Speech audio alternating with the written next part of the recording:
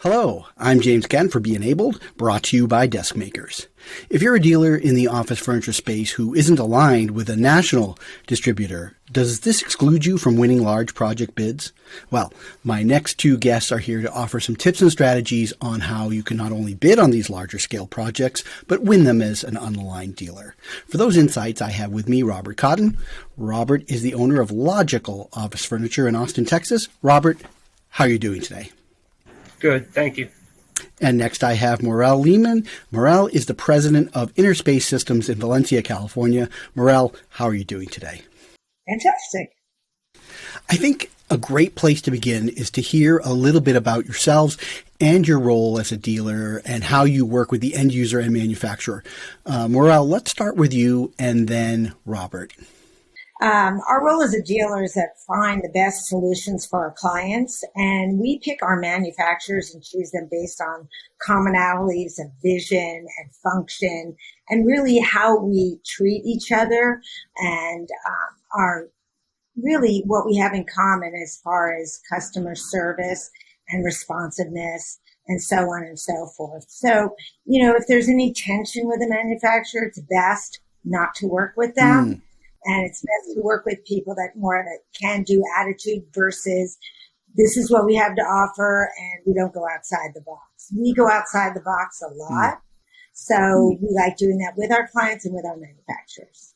As far as our role if Logical Office Furniture goes with the client, is we do full in-house design. So usually we meet with our clients, really try to get a good need, not only aesthetically what they're looking for, but also functionality of, what the end user is going to really be doing throughout the day in and out. We start by setting up our first meeting, go through general walkthroughs, do full 3D design, and then we send it off to the manufacturer for pricing and spec.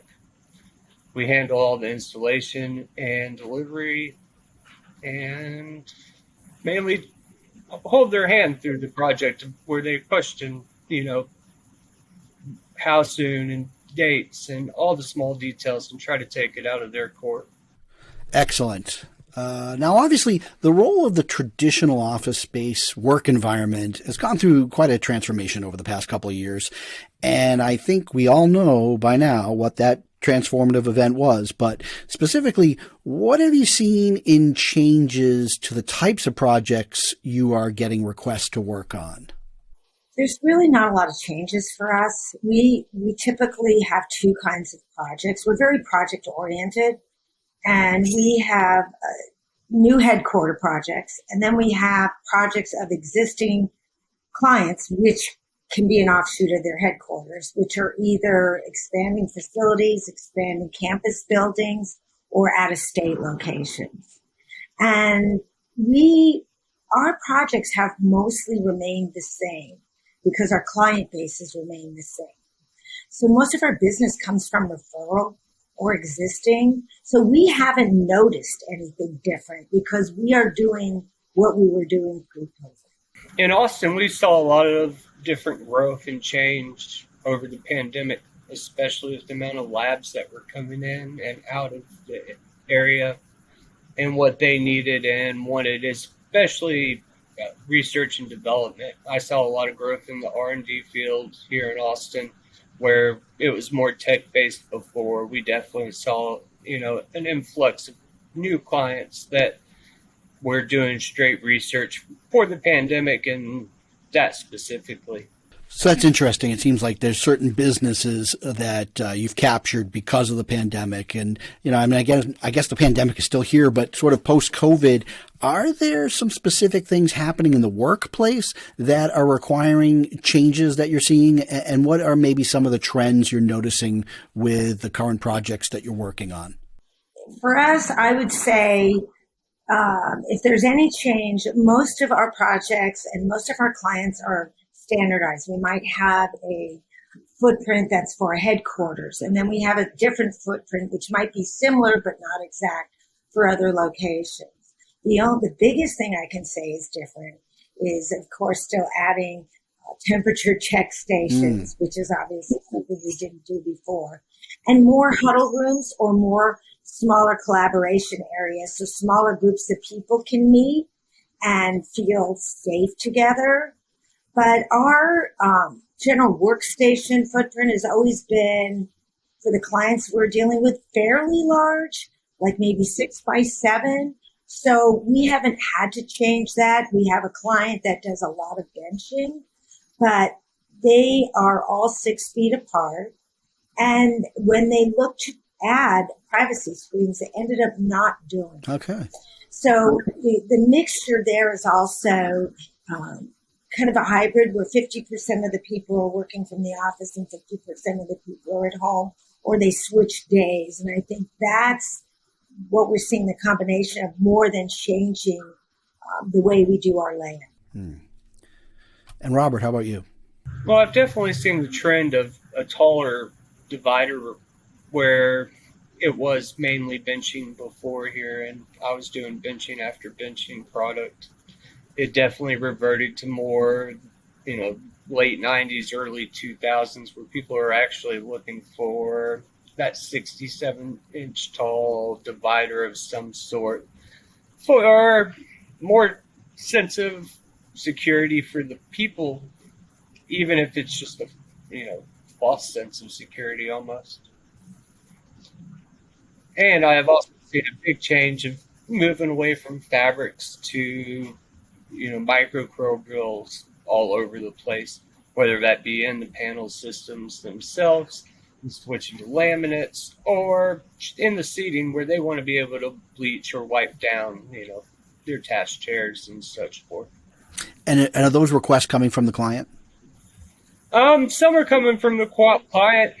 Sometimes you put it in front of the client, Well, we're going to dive into the heart of our conversation around winning larger projects here in a moment. But first, I'd like to know where each of you gain your inspiration from. Maurele? I get my inspiration really from my clients. I talk to them and see what their needs are, what their likes are, what their dislikes are. It can be as simple as what color they don't like.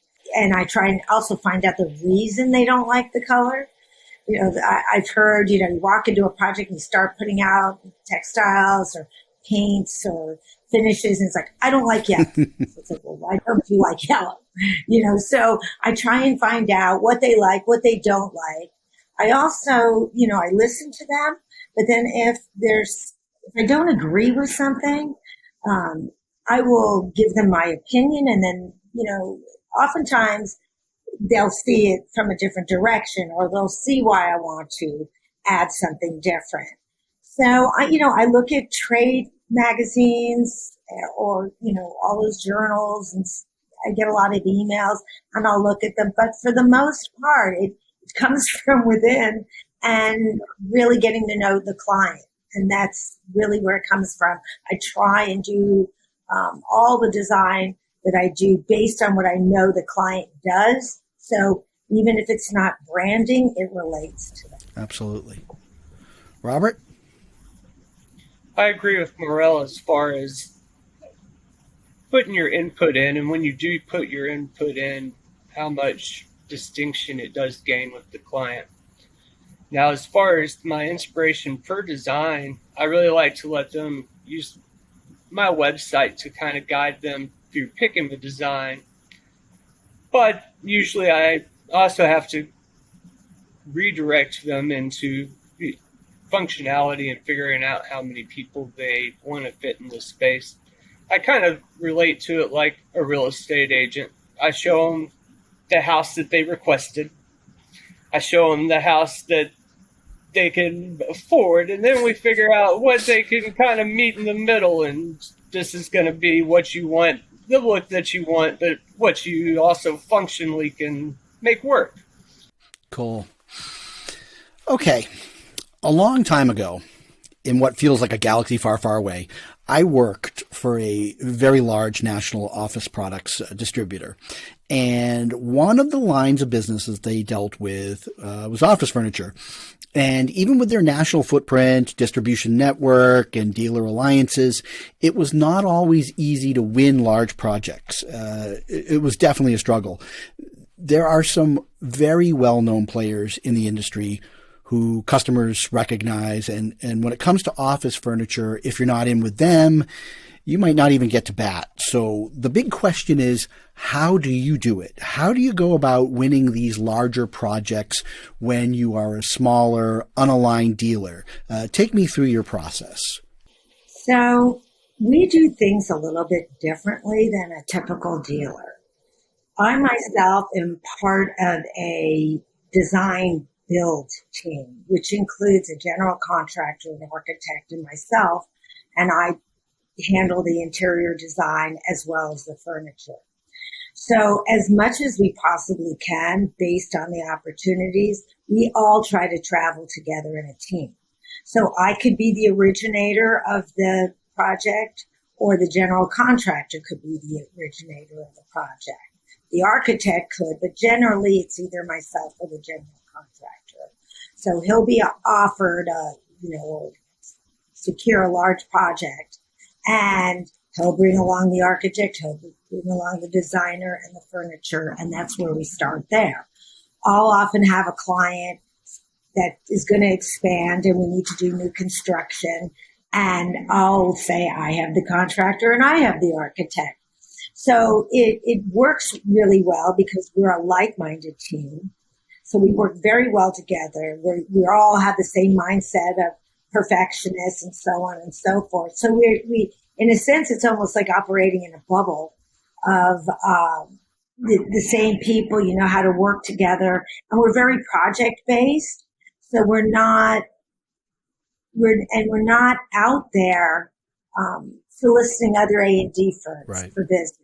We are, and in my past, that's of course what you had to do. But I'd have to say our success in the past 7 to 10 years has been by operating this way. So it's a little bit different. It's fun. It got me into the construction side of things as well, which, as we all know, the sooner you can get invited to the project or the party, the better off you are. Well, that's really how we do it. So, Robert, Maurele seems to be taking a holistic approach, kind of a team-oriented, a lot of different players together, working as a team to win these projects. What's your philosophy? How do you do it? I definitely do it a little different than Maurele. I market like crazy. I market on the internet like crazy. I try to be out in front of everybody that has gone to the big dealer and got the big shock of how much office furniture is from the big dealer. And they want something that looks like the big dealer has, but don't want to pay quite as much money for it, and don't want to wait 6 weeks, 8 weeks, 12 weeks for it. And they're looking for the alternative. I mean, I have a long client base that I've been working with since they started their business, and it was 4 people in one office. But I'm always looking to work with new clients and constantly driving and trying to drive that funnel through the internet, through word of mouth. And rarely, I'm the opposite. I get very little work from A&D firms. They don't want to see me on a project because I'm going to design it a way that they're probably not going to be able to do. Well, you know what? I'm going to switch things up, and I'm going to ask this next question first to you, Robert, because of the work that you do on the internet. In terms of, say, e-commerce and online, how do you compete with people selling office furniture on the internet? Maybe that's their only outlet. Is that something that even comes up, or do you think of that as a completely separate entity? Oh, it's been a constant growing nuisance in the industry, I'm sure.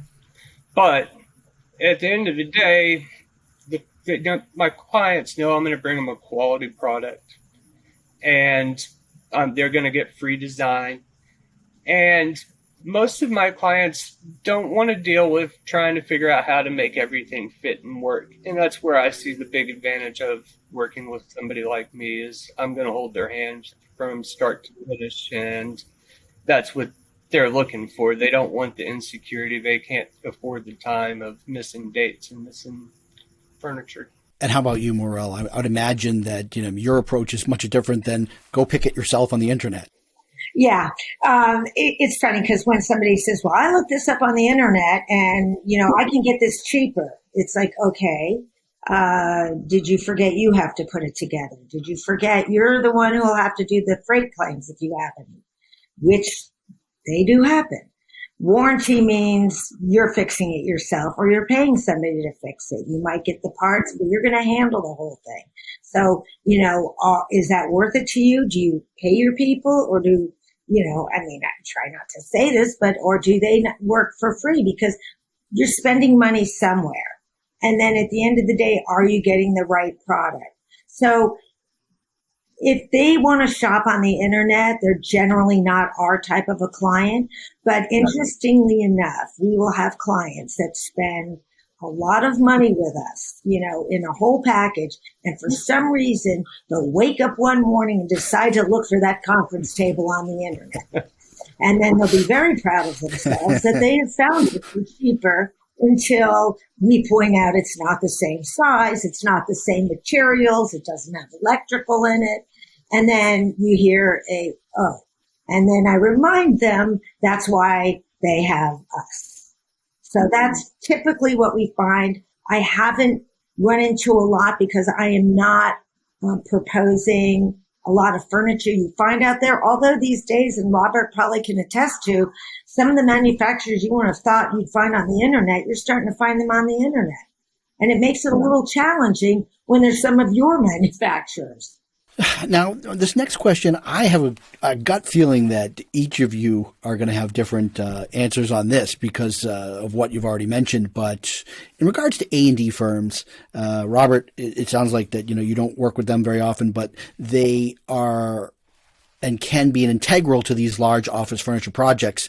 So what role do they play in these projects, and how should dealers serve the design firm in this process, especially if they're looking to win business? What's the strategy here? And again, I guess I'm looking not just for what your own personal strategy is, but what do you think for other dealers? What should they do?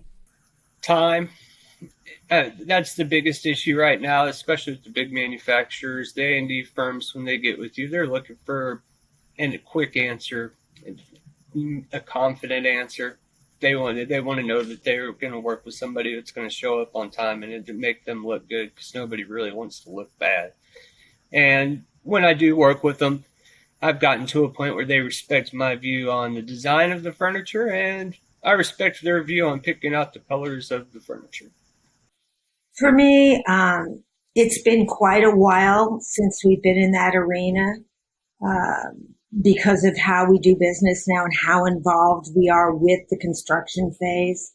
But looking back prior to this, I would say that, you can't compete with the relationships they have with the, big dealers, with the Steelcase and the Herman Miller and the Knoll, which one I'm saying, or will be. But you can, if you can make a connection with them personally and develop a relationship, I think that's your best bet, because you'll never be able to compete with all the pomp and circumstance. So it really has to be all about a personal connection, because they don't really, everybody's busy and everybody's time is limited. And, if you can serve a purpose and make them look good, I think that's where you need to be. Robert and Maurele, I'd like to talk a little bit more about your relationships with the manufacturers and how that goes into the process of winning these larger projects. As far as my relationship with desk makers, I really love working with the people first. Their designers are great. I take a little different approach. I like to do all my own 3D design. And Desk Makers has been great about taking whatever I send them as a drawing and figuring out how to make it work, because I like to be a little out of the box on my designs, and they're definitely open-minded. And they're also great about hitting their timelines and clearly communicating when furniture is going to get delivered and being able to assist me in the process. And Maurele, how does that work for you when you're working with manufacturers like, say, a Desk Makers? Well, for us, I have a project manager who does all the initial drawings. Yeah. And then we send it over to Desk Makers, and we all work together as a team. But we love working with desk makers. The people are outstanding, but more importantly, we feel like we can rely on them. If we need something, they're always there. They're always trying to figure it out with us. How can we do it? If we need something custom, they'll figure it out. So you feel with them, you don't have to, okay, you don't have this, we better go find somebody else who does. I always bring it to them, and we always seem to find a way to make it work. And they are very open. They tell you the truth. It's not, well, yeah, we could do it in 2 weeks. And 2 weeks later, it's, oh, well, maybe we need another 2. Now, notwithstanding what's going on right now with supply chain, but they're out in front of it. They do tell us, okay, we're having a problem with this laminate or this electrical or whatever it is. And if we can work around it, we do. Otherwise, we don't. But, they are one of the local manufacturers, or the top local manufacturer I work with. The other manufacturers that are local, do things that Desk Makers doesn't do, lounge pieces, things like that.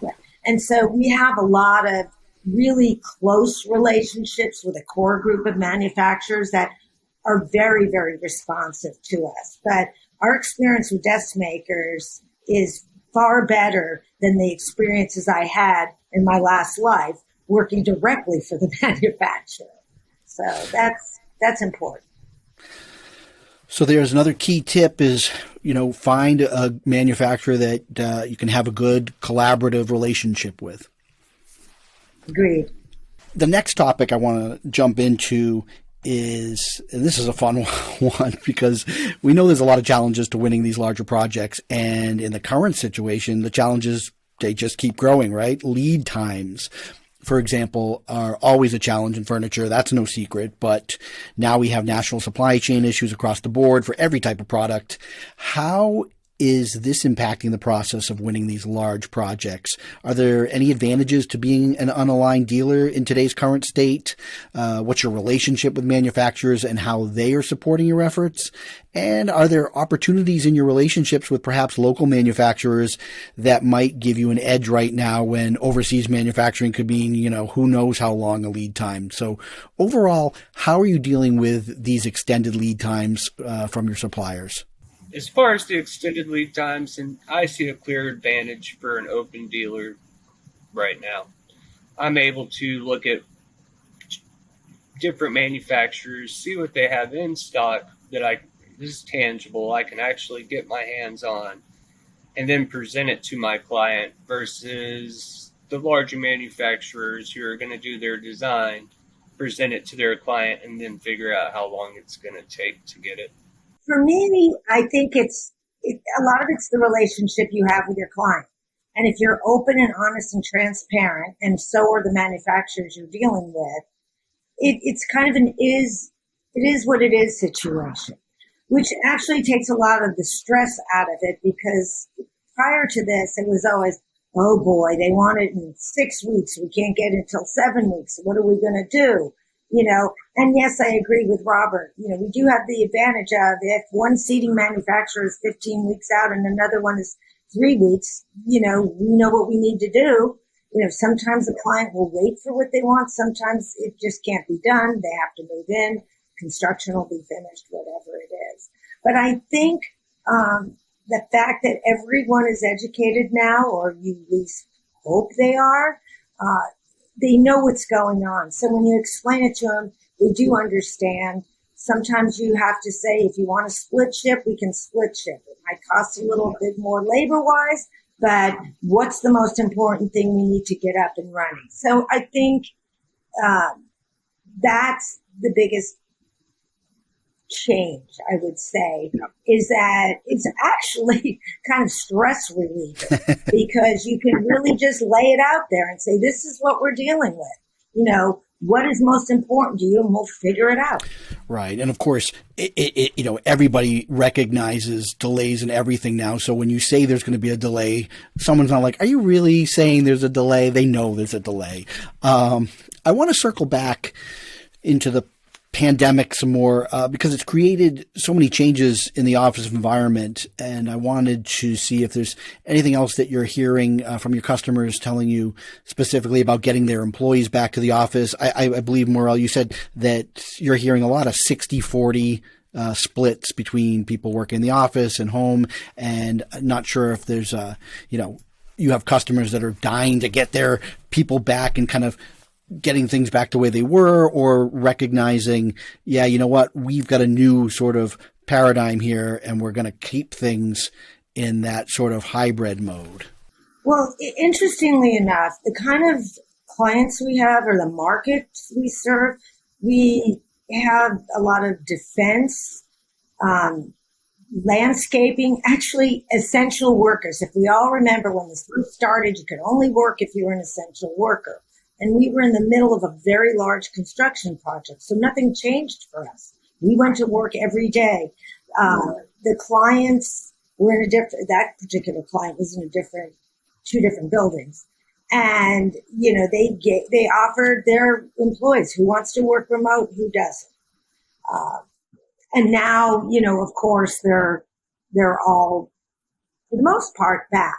If somebody's really uncomfortable, they'll work with them, and they'll try and change days, move them to a different spot. But what I'm seeing is most of the employees don't have a problem going back, because the clients I have are very empathetic to making sure the workplace is a safe environment. Right. I see clients that, you always saw everybody has maintenance people come in every night. Well, now they have maintenance people on staff that are constantly cleaning. So whether it's real or not, because they don't, come up to people and start cleaning their keyboard, they do feel a sense of comfort. And I think, a lot of this, of course, is real. And a lot of it is, what your mind can play a trick on you if you have more fear than others. Well, I definitely see more tall dividers coming back. But other than that, like Maurele, I didn't have a big change to my business. I had a lot of government contracts, and we stayed really steady throughout. But I am seeing a change in the companies that are coming back full-fledged and the companies that are not. There's certain companies that are high-tech companies that have transitioned to working from home and have a typical that they order for each employee and send to their house. Luckily, in the Austin market, with that just comes the opportunity for some open development and other companies to come in and swoop up and take up the real estate.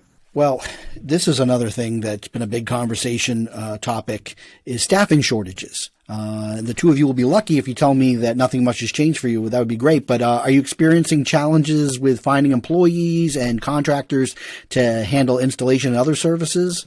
Yes, I'm definitely changing gears. Okay. Could you expand on that? I'm curious as to what you were experiencing. Instead of in-house delivery, I'm starting to focus on more of a project-based delivery direction with outsourced delivery companies. I'm definitely keeping my inside employees, and we're plenty busy, but for these large projects, I'm definitely outsourcing them more than I ever have before. Interesting. How about you, Maurele? For me, the only thing that keeps repeating itself is transportation issues. And that is getting something from point A to point B. So something that would take a week can take 3 weeks. You never know. Like, when will it be here? Who knows? How much will it cost? Not sure. I quoted a trailer for January to go out of state. I had to tell the client, that's today's price. I'm not sure what it'll cost. Right. So you can't price fix that stuff anymore. No, you can't. And if it's unacceptable, as you say, there's no choice. Right. And I think, what else can you say? If you want a price, if you're going to tell somebody $7,500 and they say, no, we need a price. Okay, make it $15,000 and we'll hope for the best. You don't really want to do that. So it's just hoping that your clients understand you're going to do the best you can for them. You're just going to do what you can do. That's really all you can do, is do what you can do. Just do what you can do. Ultimately, with all we've talked about today and all these steps that you take to win these types of projects, at the end of it all, how do you define success? What does that look like, Maurele? Success is a happy client. And success is also, and obviously everybody would say that, but success is also feeling that you did the best you could do for them. You didn't leave any stone unturned. You always put their needs first and, showed them the way. And at the end of the day, and when it's done, you see what you've created and how happy they are. Because when they're appreciated and they say, wow, you did an amazing job, that's what success is. I don't think anybody's pickier about office furniture than I am. So even if my client's happy, I want to be extremely happy with each product I put out. And I want to up myself each time. Okay, well, our time is almost up. But before we go, I wanted to get your take as independent unaligned dealers on the merger of Herman Miller and Knoll that was completed over the summer. It's like a $1.8 billion merger. And Maurele, you mentioned it like a few answers ago, but what are your thoughts on that? Well, in my last life, I actually worked for Knoll. So, and at that time, in that last lifetime, all of us manufacturers were in one building called the Pacific Design Center. So we all actually worked together a lot, were friends, talked about everything. But for me, Herman Miller and Knoll are very similar as far as the design and how they operate and what they present and the pieces, that they have that are studio pieces. So for me, it seems logical that they would end up together, but I don't think it affects us one way or another just because of how we work. But that is what I feel. I feel like it's more logical to see a Knoll and a Herman Miller come together than a Knoll and a Steelcase. Not real concerned about it. It's not going to affect what I do in one little bitty bit. I've always tried to know more about furniture than the reps that they have in town. I don't think that's going to change by them merging together. They may be more confused than ever. That'd be an upside. All right. Well, I want to thank my guests today, Robert Cotton, owner of Logical Office Furniture, and Maurele Lehman, president of Innerspace Systems. Robert and Maurele, if folks want to get in touch with your businesses, what's the best way for them to do so? For me, they could email, because email we see and look at all the time, and that's almost more effective than a phone call for first. And so the first email they could try would be info@isifurniture.com, or they could email me directly at mlehman, MLEHMAN, @isifurniture.com. If you want to see what we're really about, you can check us out at logicalofficefurniture.com. It's real clear what we prefer to design, and it's really straightforward and clean on the website. And all of our contact info would be there. Awesome. Again, Robert Cotton and Maurele Lehman, thank you so much for your time and wonderful insights today. Thank you, Maurele. Thank you, James. Thank you. Thank you. And thank you for watching this episode of Be Enabled, brought to you by Desk Makers. Want more episodes? Make sure to subscribe to the show on Apple Podcasts and Spotify. We'll be back with more episodes in the near future, but until then, I'm James Kent. Have a great day, and let's talk again soon.